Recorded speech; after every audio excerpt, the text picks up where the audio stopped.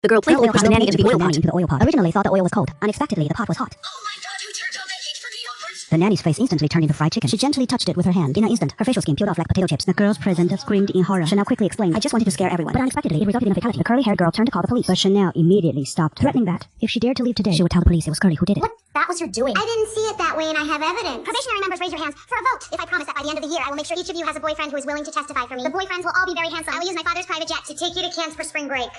Curly felt the woman in front of her was terrifying. Maybe, but I'm rich and beautiful, so it doesn't matter. Subsequently, everyone worked together to wrap up the body and transported her into the freezer. But Chanel, number 2, was timid and fearful of trouble. She decisively packed her bags to leave this den of horrors. Unexpectedly, her phone suddenly rang. A strange message asked her if she dared to open the door. Then the door lock began to shake violently. The girl mustered her courage and walked over. Upon opening the door, she saw a masked person. The girl was so frightened that she kept retreating. But the masked person gently closed the door, then quickly typed down the phone.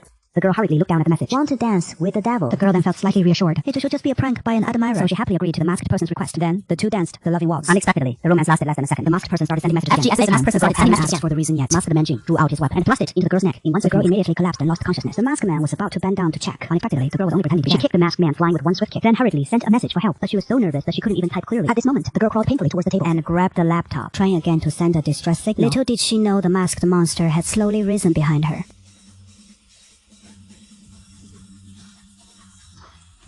The girl finally met her tragic end in the Northwest.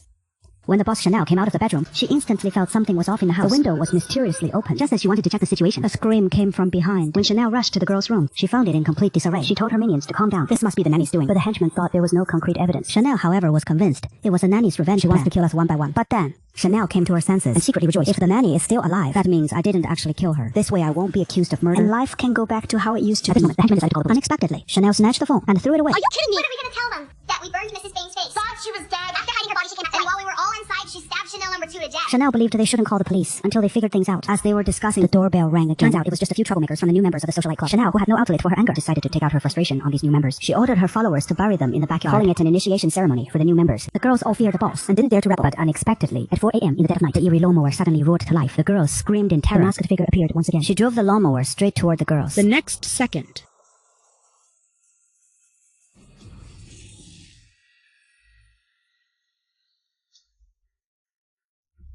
Hello everyone, I'm Little Crow. When it comes to American Horror Story, you can't ignore Emma Roberts, one of its core actresses. And this series, Swiss Queen Quincy, marks Emma Roberts' complete and dazzling transformation. In this show, blending dark humor with campus horror, Chanel Oberlin is far from being just another simple villain. She's a complex character who embodies cruelty, ambition, and sharpness all at once. Emma delivers a performance full of tension, perfectly capturing the rebellious core and biting comedic edge of the role. This marks her evolution from an early teen idol into a mature actress with a distinct personality and a versatile acting range.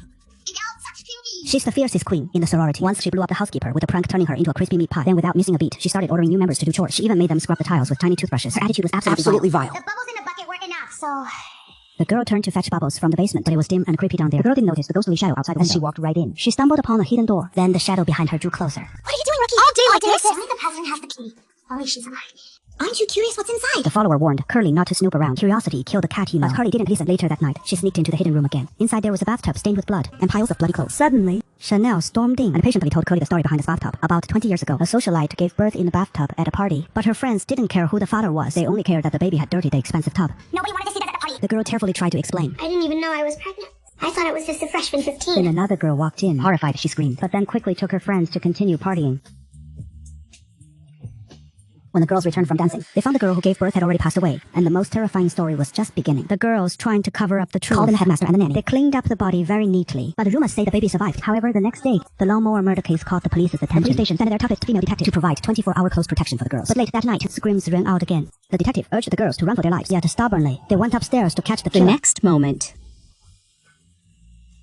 There was no sign of the red-dressed demon in the room. However, when the detective returned to the car, she was shocked to find a knife stuck in her colleague's neck. Meanwhile, a new member accidentally discovered Chanel number 2's body. Everyone carried her into the freezer. Chanel had no choice but to call her ex-boyfriend for help. Her ex didn't want to come at first, but hearing about the body got him excited. However, when they arrived at the freezer, both were scared stiff. The nanny and Chanel number 2's body were nowhere to be found. Chanel thought it was those new troublemakers doing. To set an example, Chanel decided to initiate the second part of the induction ritual, making all new members drink her hand-washing water. I haven't washed my hands all day, and I've touched poop twice. The new members refused one after another, except for Collar Girl, who drank it without a word. Chanel was extremely satisfied with the girl's performance, thus deciding to let her fill the vacant position, becoming the Honorable Chanel number 2. Then she gave Collar Girl a set of high-end dresses and even did her makeup exquisitely. Collar Girl transformed from an ugly duckling into a phoenix in no time, radiating the aura of a socialite. But one day, a strange male classmate showed up. He actually wanted to join the socialite club too. The boy claimed he was the roommate of Chanel's ex-boyfriend. If she let him into the socialite group, he could act as Chanel's spy and help her win back her ex-boyfriend. Chanel was completely intrigued after hearing this, and so she agreed to the boy's request. But little did she expect that the boy would have his throat slit mysteriously just one day after joining the socialite club. Rumors say the killer is still that enigmatic red succubus. Even more surprising is that the fraternity the boy originally wanted to join also got dragged into this mess. The succubus turned her blade toward the male classmates, kicking off another round of bloody chaos.